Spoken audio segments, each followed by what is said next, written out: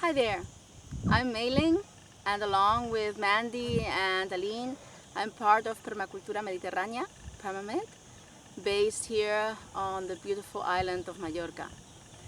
Today I wanted to explore the concept of observation with you. Observation for me is one of the massive keystones which open the door to permaculture for me personally. If it weren't for observation, I probably wouldn't be practicing permaculture nowadays. I have to say that when I started practicing permaculture, I knew next to nothing about gardening, growing food in a traditional way or otherwise. And it got to be a little bit disempowering after I had weeded the wrong thing a couple of times, like some peppers, a couple of tomatoes, something like that. I thought, oh my God, this is just not for me. And then I started studying the principle of observation, and I read Fukuoka, and I thought, hey, this I can do. I can sit on a hammock and I can watch the seasons as they fade into each other and the process.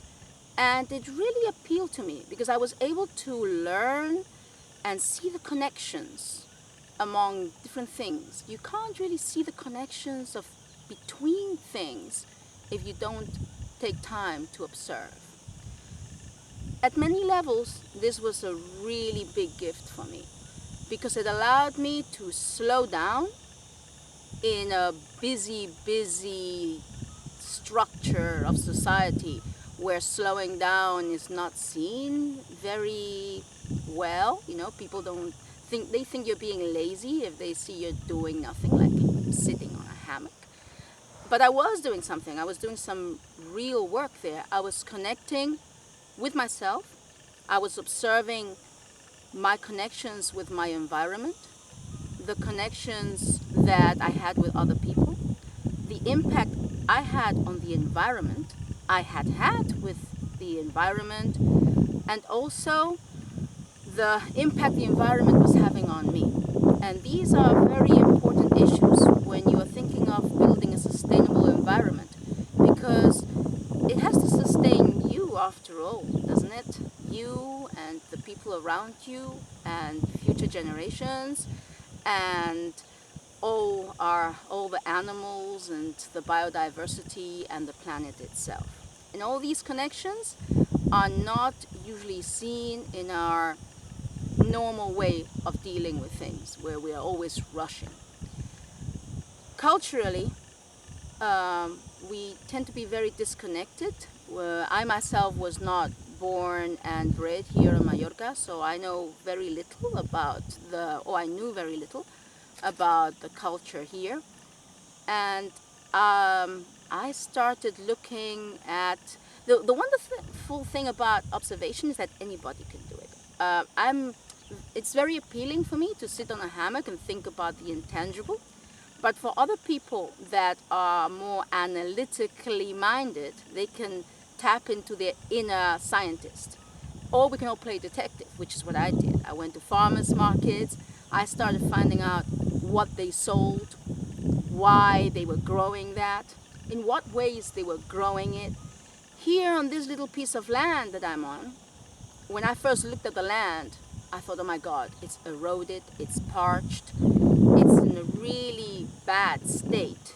And then I went to the farmers markets and I found out that they were getting prize. They had prize-winning melons and prize-winning watermelons and prize-winning tomatoes, which they were growing barely without water. And I thought, well, they must have different land to what I do. But no, actually, they have the same land in this area, and usually in a pretty bad situation, they tend to till a lot.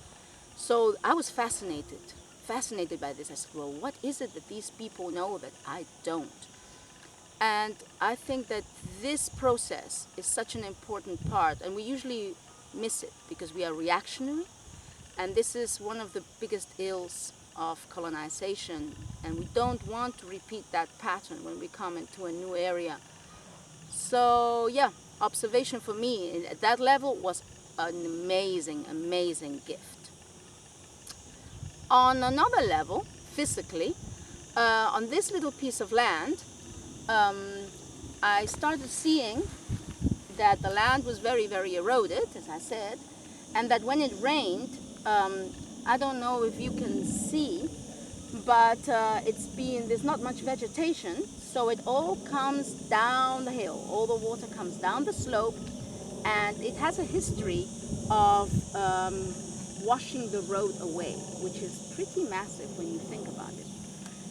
So we started thinking, how can we slow this water down, spread it, sink it in the ground, and we came up with the idea of doing trenches and swales along the contour lines, and slowly, if you can follow me, slowly growing a budding little food forest here. The idea is that it will slow it down and all the water won't rush down. There's a little bit of greenery beginning to show. There was much less than this. It hasn't rained at all, or very barely anything during the rainy season. It's been a very dry year. And the idea originally was to put all the gray water into the trenches, and therefore it would go up and feed the trees, the food forest, through capillarity. As usual, the good thing about observation is that climate chaos teaches you amazing lessons. It didn't rain, and then we found that we had to tweak that, and we had to put the lines on the swales instead of in the trenches. Of course, when it rains, and we're expecting it to rain torrentially, then we will keep on tweaking and observing what is going on. So this is just one little example of what we have done here through observation. But the biggest thing for me is the connection that you can get to everything around you, to culture, not to keep making the same mistakes over and over again, and the wonderful gift that you can give yourself just by tapping in and giving yourself a little bit of time and slowing down. And yeah, I hope you get to experience that, because it really is a wonderful gift to be had. Thank you.